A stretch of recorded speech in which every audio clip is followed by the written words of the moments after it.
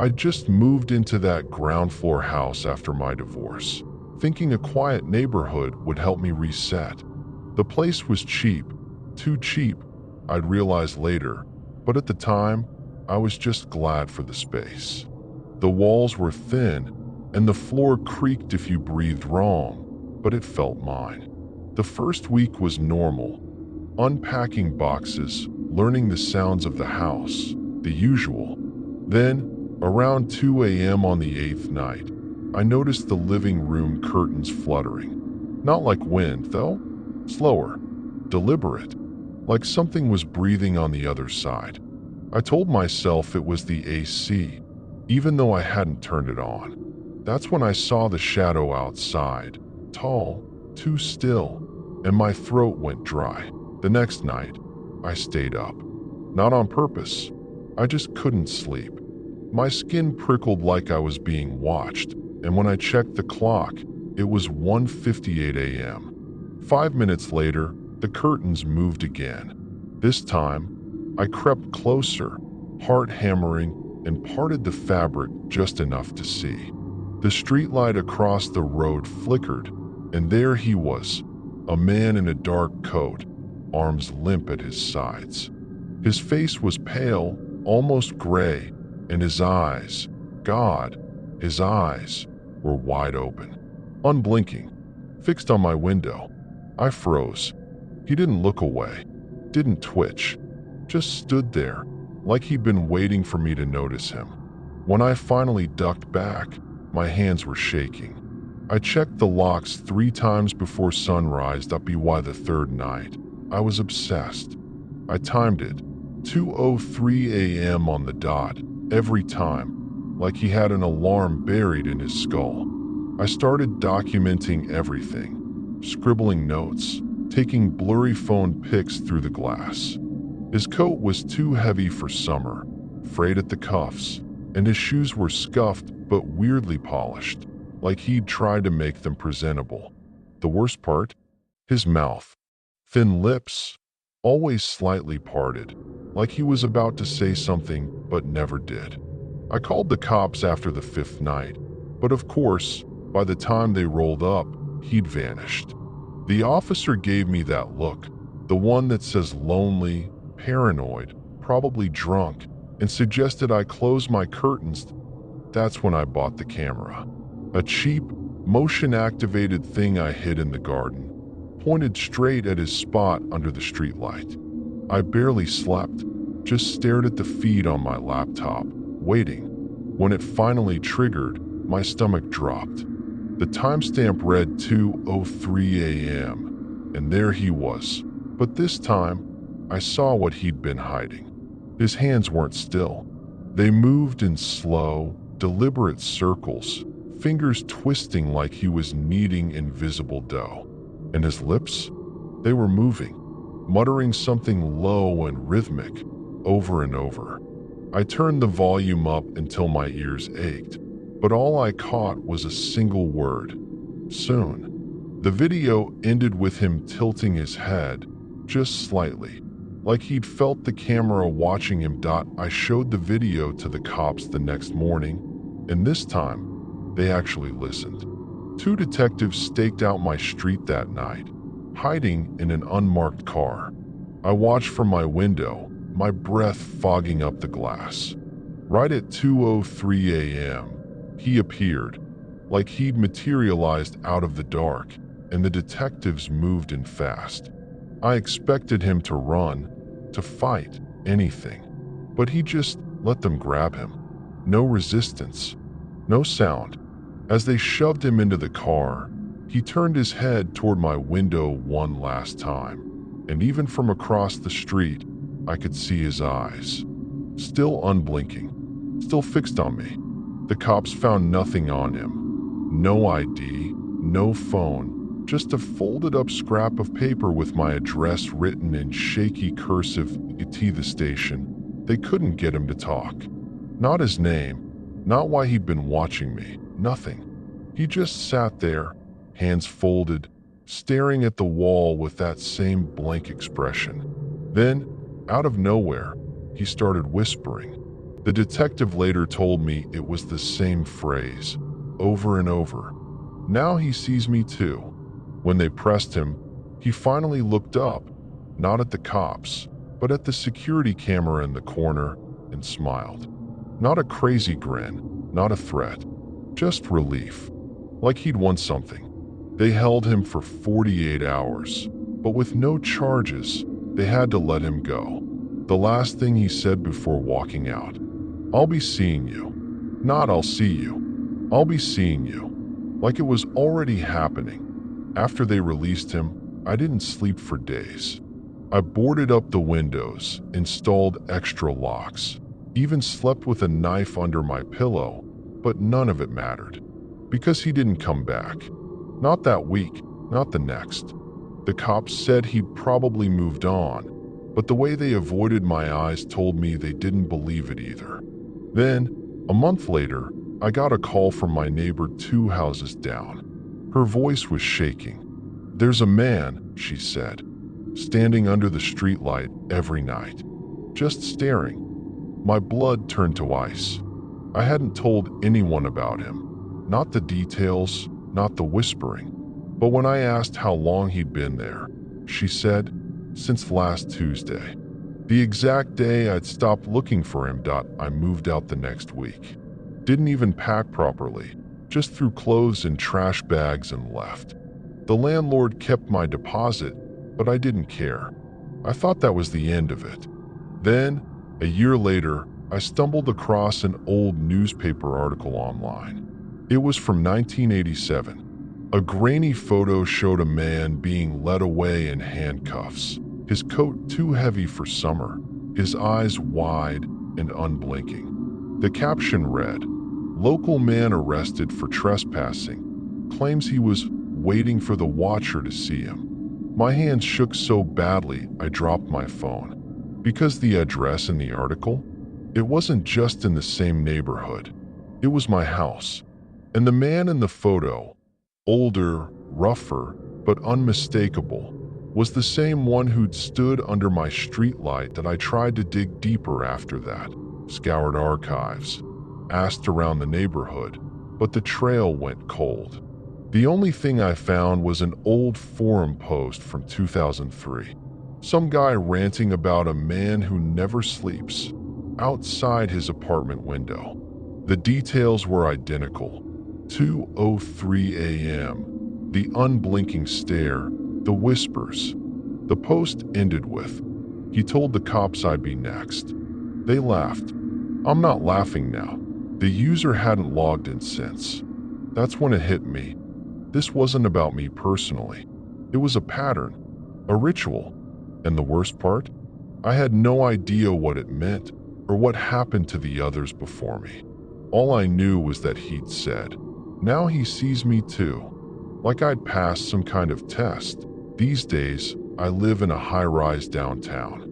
No streetlights, no ground floor windows. But sometimes, when I'm half asleep, I'll jolt awake at exactly 2:03 a.m. My heart races, and for a split second, I swear I hear whispering. Not from outside, from my closet. I never open it to check. Because deep down, I know the truth. He's not gone. He's just waiting. And one day, when I let my guard down enough to stop looking for him, that's when he'll step back into the light. Until then, I keep the cameras rolling. I watch the footage every morning. And I never, ever blink first.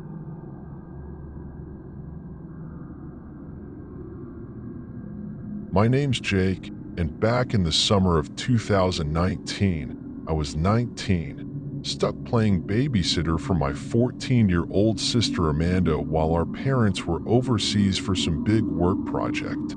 Our house was this old, creaky two-story in a quiet suburb, the kind of place where nothing ever happened. At least, that's what I thought. Amanda's room was at the back of the house, overlooking the yard, which was surrounded by a tall wooden fence. She'd always been a little dramatic, so when she first mentioned feeling like someone was watching her at night, I brushed it off. "It's just the tree branches, dummy," I told her, laughing. But then, one night, she burst into my room at 3 a.m., her face ghost white, her whole body trembling like she'd just seen death itself.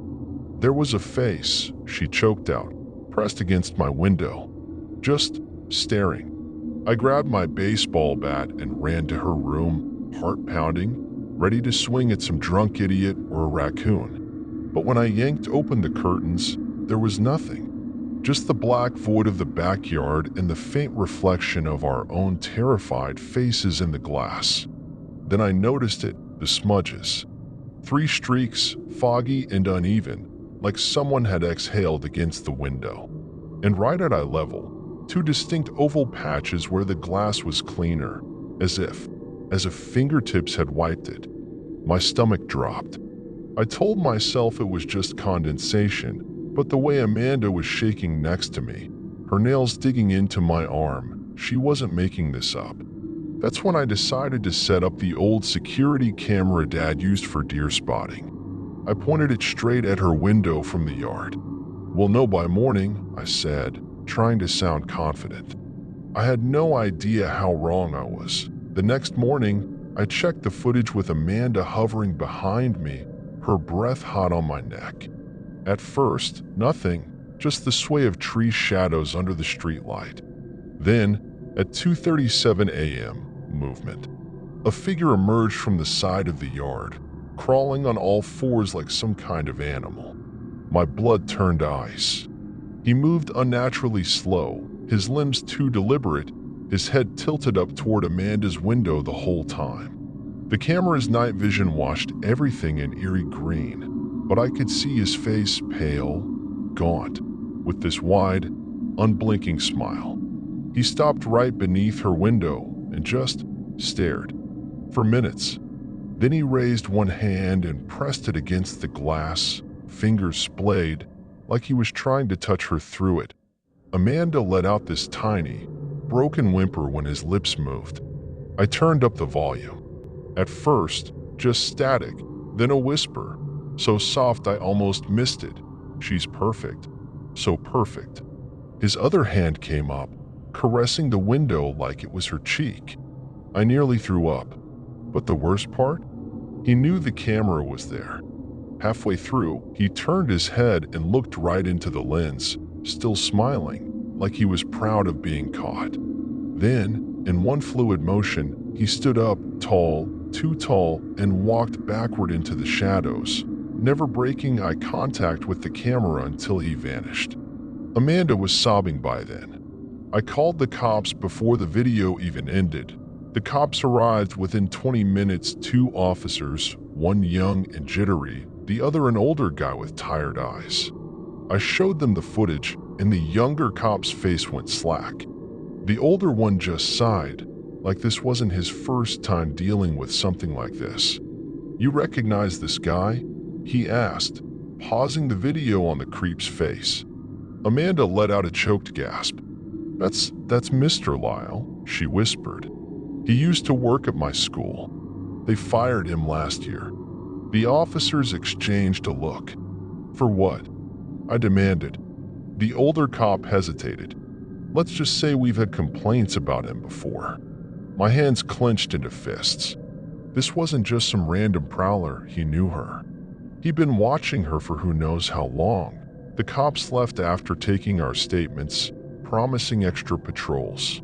They told us to lock up and stay vigilant, like we weren't already. That night, I moved Amanda into my room, both of us too freaked out to sleep alone. Around midnight, I heard it, a faint tap tap tap from downstairs. My whole body locked up. Amanda clutched my arm, her nails digging in. "Jake," she breathed. Then, louder, the sound of something dragging across the backyard grass. Slow, deliberate. I grabbed my bat and crept to the window, peering through the blinds. At first, nothing. Then a shadow detached itself from the trees. He was back, and this time, he wasn't crawling. He was standing at the edge of the yard, staring up at us, holding something long and glinting in the moonlight. A knife? A crowbar? I didn't wait to find out. I called 911, my voice shaking so bad the dispatcher had to ask me twice for our address. The 911 operator kept me on the line, her voice calm but urgent. Stay where you are. Do not engage. Officers are 2 minutes out, but 2 minutes felt like an eternity.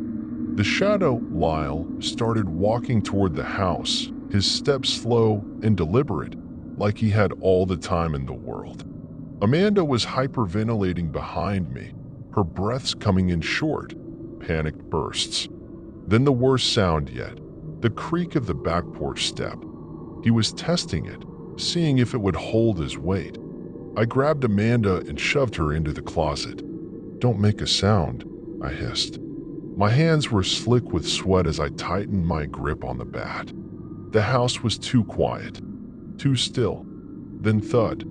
Something heavy hit the back door. Once, twice. With splintered, the door burst open just as red and blue lights flooded the backyard.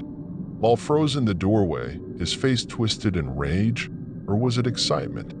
He turned toward the cops, and for a second, I thought he'd run. Instead, he laughed. A low, guttural sound that made my skin crawl. The cops shouted at him to get down, but he just stood there, staring past them at Amanda's window, like he was memorizing it, like he knew he'd be back. The cops tackled him, cuffed him, and dragged him away, but his eyes never left the house. Later, we found out he'd been carrying a knife, duct tape, and a folded-up photo of Amanda in his pocket. The cops told us he'd been planning this for months, that he'd chosen her. After they took Lyle away, the cops stayed for hours, dusting for prints, taking photos, asking us the same questions over and over like they were hoping the story would change. It didn't. The younger cop finally sat us down and said, "Look, this guy's not getting out anytime soon. We've got him on trespassing, stalking, attempted breaking and entering, plus his parole officer's gonna eat him alive." But his tone didn't match his words. He kept glancing at the backyard, like he expected Lyle to materialize out of the dark. Amanda didn't say a word the whole time, just hugged her knees to her chest, her eyes locked on the shattered back door. I knew that night had rewired something in her. In me too. You don't come back from knowing someone wants you that badly. Our parents flew home the next day. Mom sobbed when she saw us. Dad just got real quiet, his hand shaking as he boarded up the back door. They wanted us to move, but we couldn't, not with the legal stuff pending. So we stayed. And every night, without fail, Amanda would wake up screaming. Not from nightmares, from the taps. Because even after Lyle was locked up, the noises at her window didn't stop. Just soft, rhythmic taps, 3 in a row, always around 3 a.m. I'd check every time. Nothing. No smudges, no shadows. The cops said it was probably branches or our minds playing tricks. But Amanda knew. I knew. Lyle had left something behind. Not just fear. Something worse. The certainty that he'd marked her. And monsters like him don't let go easy. A few weeks later, the case made local news. Lyle pleaded guilty to avoid trial, got slapped with a restraining order and 5 years in prison. The prosecutor called it a win. We called it a joke.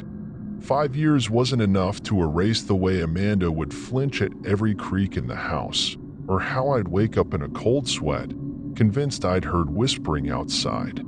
Our parents installed motion lights, new locks, even got us a guard dog, a big, dopey German shepherd named Duke who slept at the foot of Amanda's bed. But no amount of fake security could fix the real problem. We'd seen how thin the line between safe and hunted really was. One night, I caught Amanda staring at her window, her reflection warped in the glass. "He's gone," I said. She just shook her head. Then why do I still feel him? The taps never completely stopped. Even after we moved, even after Lyle's sentence got extended for violating parole, Amanda would text me sometimes in the dead of night. "Did you hear that?" I'd lie and say no. But some nights, I'd swear I caught a shape in the corner of my eye, too tall, too still, before it melted into the dark. Maybe it was just trauma. Maybe it wasn't. The cops never found the things Lau whispered about in his interrogation, the others he'd mentioned, the ones who knew how to wait. Amanda's in college now, 3 states away. Her dorm has no backyard, no trees near the windows. Still, she keeps Duke's old collar hanging from her bedpost. And me?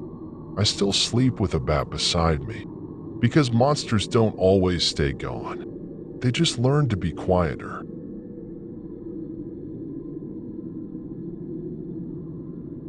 My apartment was my sanctuary, a second-floor unit in a bland but reliable building, the kind where nothing ever seemed to happen. I lived there for 2 years, working my dull office job and coming home to microwave dinners and true crime documentaries.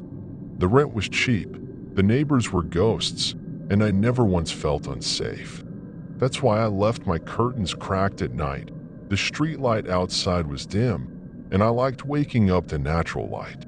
It never crossed my mind that someone else might be enjoying the view too. Not until the first note appeared.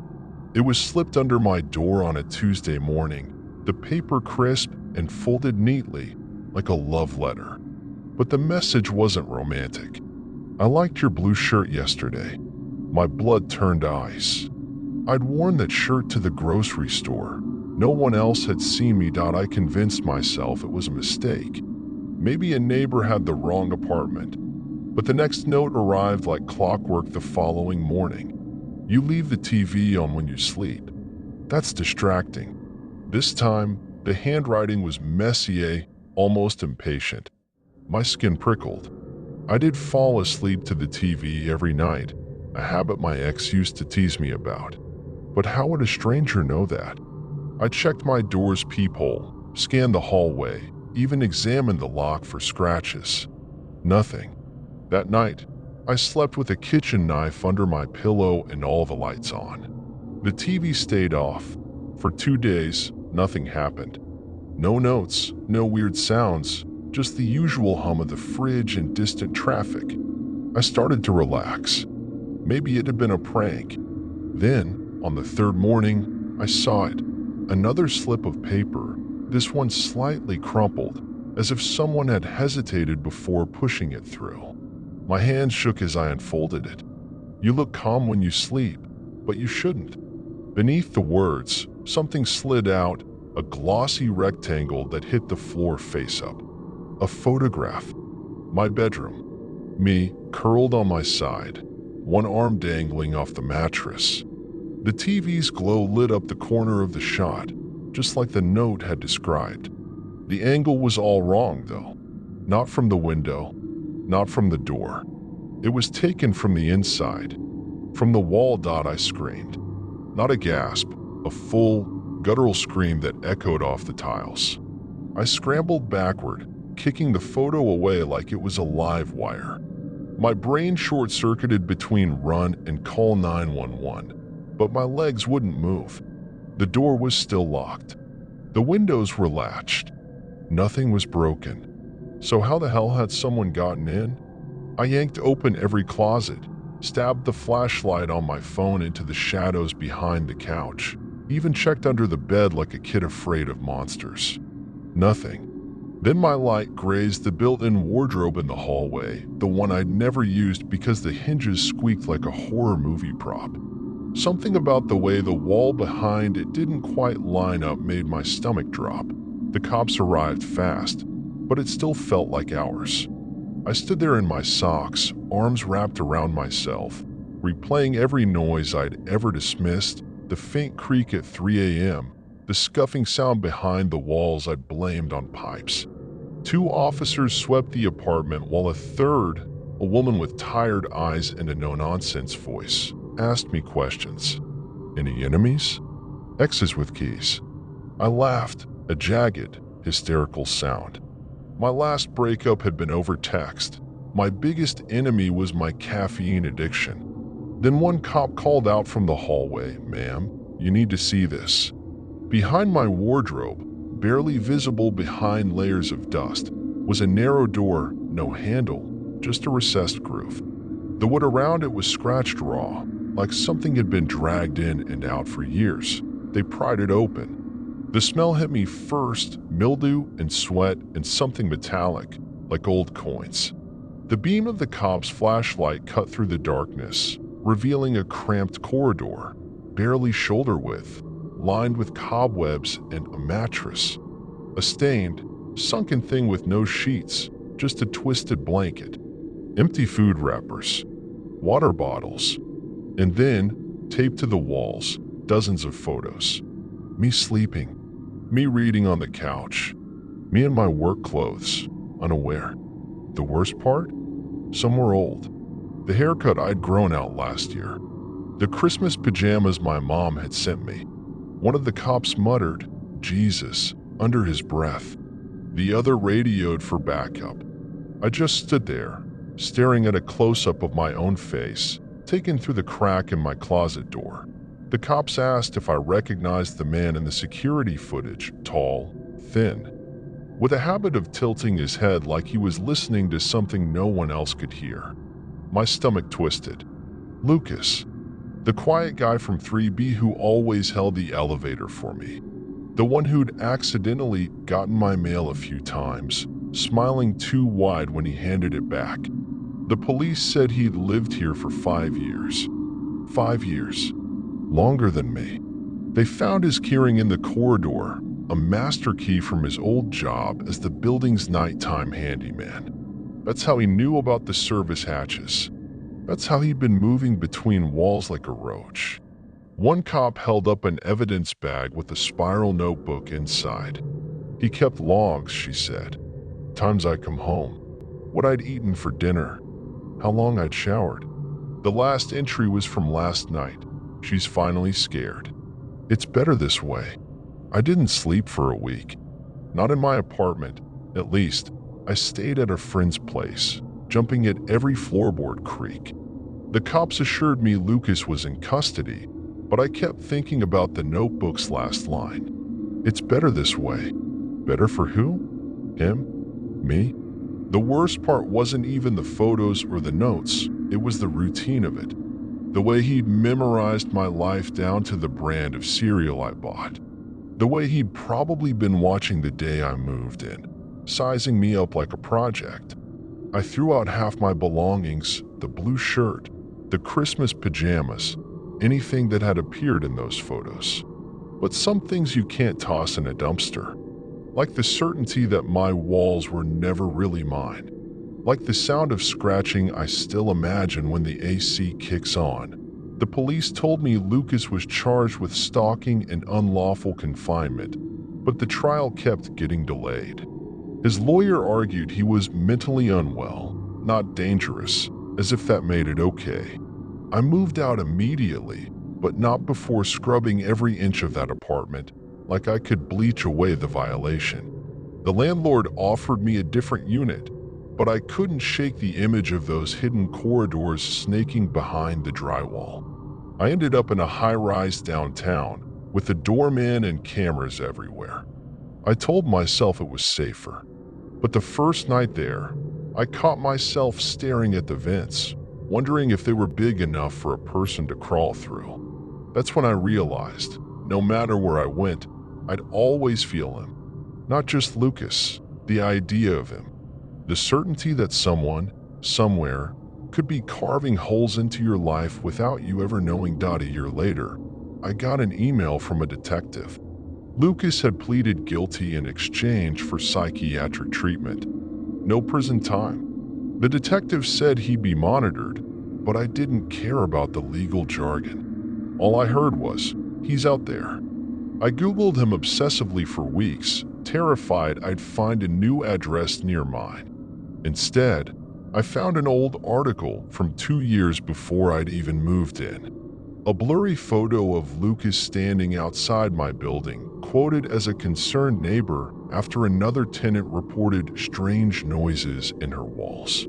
The police had dismissed her. My blood ran cold.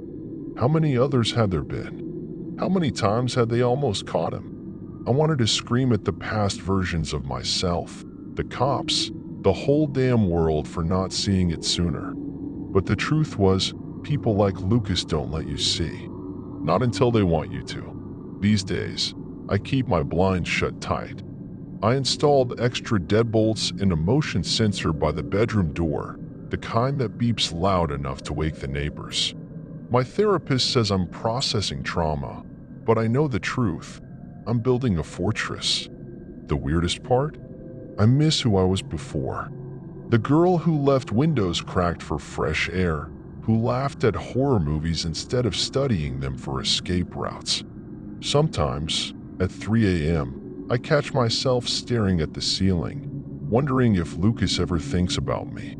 Not in the way I think about him, with this clawing, animal fear, but as just another chapter in whatever story he tells himself. That's what haunts me most. To him, I wasn't a person. I was a thing to watch, a doll in a dollhouse. And no amount of locks can change the fact that he made me believe it too. The last time I saw my old apartment, it was being renovated. New paint, new carpets, like none of it ever happened. I asked the super if they'd sealed the service corridors. He just shrugged and said, "Yeah, sure." No curiosity about why I'd asked. No shiver down his spine. That's the thing about monsters. They're only real to the people they've touched. Now I flinch at footsteps in the hall. I check my phone's camera roll for photos I didn't take. I measure silence like it's something I can hold. But I'm still here. And maybe that's the only victory that matters.